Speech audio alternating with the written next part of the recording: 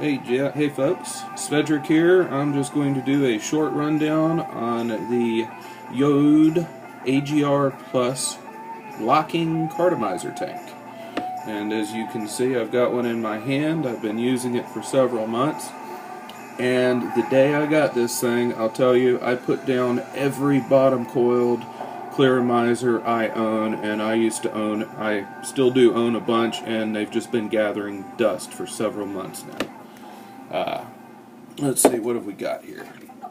This is what comes in your box. You have a short center tube, a long center tube,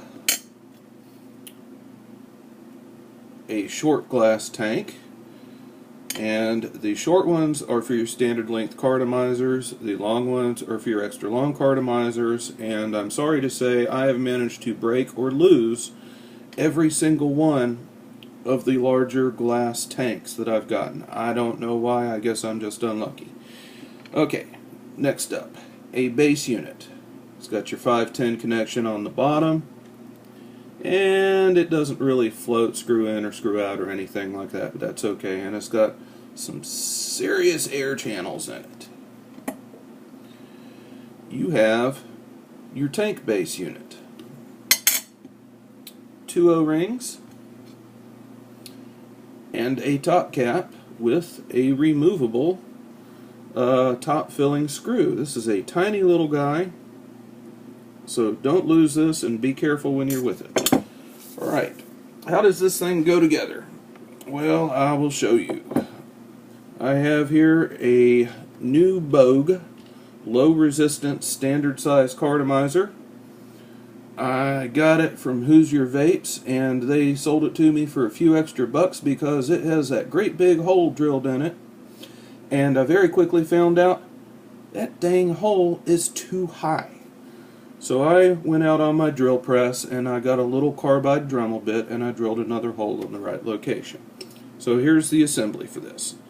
Take your cartomizer, put it in your bottom and your base piece, and it's just loose in there for now, as you can see. What you do is you take your bottom locking ring and you screw that puppy down snug like everything is, and then go just a little bit more because you do not want this coming out. Once you've got this screwed together, don't unscrew it until you have to change the cartomizer.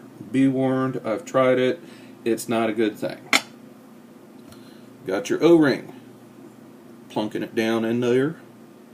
And there's a good way to make an O-ring fit where it's supposed to.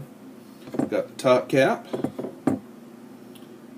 Again, I'm just going to use this to push it down in there. It fits down in that slot much better than my fingernail does. Next thing you're going to do, you're going to take your steel inner liner. Now remember, that hole goes in the bottom, that's your feed hole for your juice. Screw your top cap onto there, go all the way down, give it a really good hard turn. You may want this back off again later, but believe me, you're not going to use it in real life. I mean, you're never going to want to remove it in real life. When you want this thing to come apart, you want this piece to come apart as a unit so that you can take this piece and change out your carto. Once that's in there, put your tank in, and probably be a good idea if I remove that little rubber plug. Luckily I've got the perfect device for that. It's a little dental tool, and I love these things. I wish I could find more of them cheap. Anyhow, back to screwing it all back together. Just go down snug. Don't put a lot of pressure on here, just go till your fingers slip. Okay, that's what I call a slip fit. If your fingers slip without really putting a lot of pressure, you're good. Got your carto. Now comes the fun part, filling the bugger.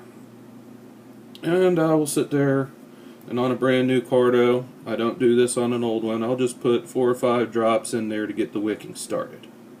Okay, not much in there, you can just see it's not even covering the cotton.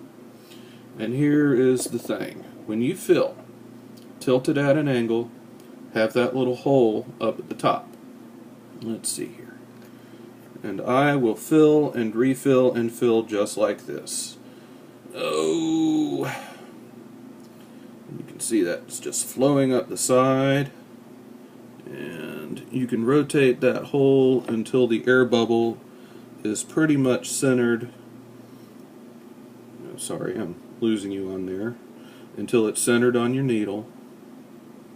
And you see how nice this is filling up there. It's going all the way up to the top. It's not leaking. It's not going anywhere. It's not getting all over the place. Go all the way up to the top.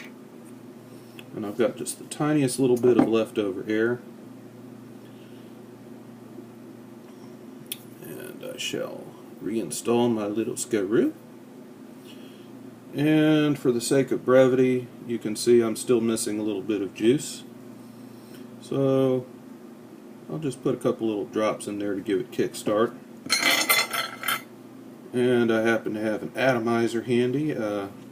One thing I love about these guys is once I get them going, I don't ever have to take them off the atomizer. I'll just tilt it over and fill it as needed.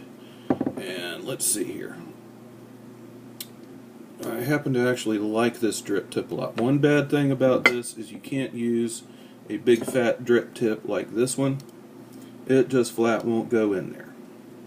You have to use a pretty narrow one, and I believe this one came off of a Smoke Tech rebuildable cartonizer tank, and I traded a bartender for it at a vape meet because I really like these little tips. So let's see if we got enough juice to get some vapor, right?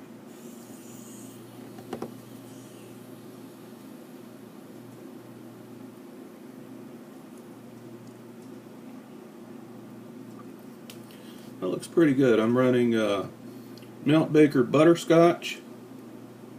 Ooh, 65-35. And I'm definitely getting a nice butterscotch candy flavor out of that. It's tasting much like a Werther's Original. Let's try a little more.